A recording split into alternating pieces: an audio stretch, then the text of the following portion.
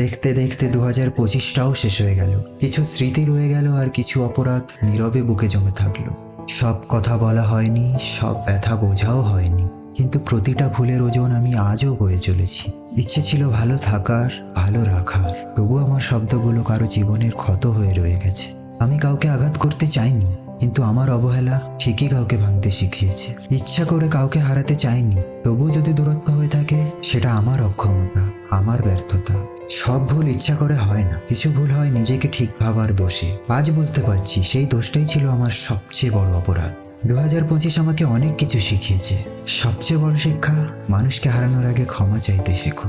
যাদের কষ্ট দিয়েছি, যারা চুপ করে সরে গেছো, এই কথাটা শুধু তোমাদের জন্য। সরি তাদের যাদের মনে অজান্তেই আমার আচরণে কষ্ট জন্ম নিয়েছে। সরি তাদের যারা আমাকে ভরসা করেছিল কিন্তু আমি সেটা রাখতে পারিনি। সরি তাদের যাদের আমি কথা দিয়েছিলাম কিন্তু পূরণ করতে পারিনি।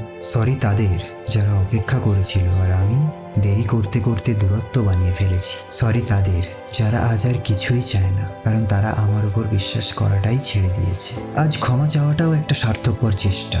এই সরি হয়তো সব ভাঙা জুড়তে পারবে না, তবু যদি একটুখানি কারো বুকের ভার কমায়। আজ কোনো অজুহাত নেই, কোনো ব্যাখ্যা নেই, শুধু বুক ভরা অনুতাপ নিয়ে একটাই কথা বলতে চাই, আমায় ক্ষমা করো।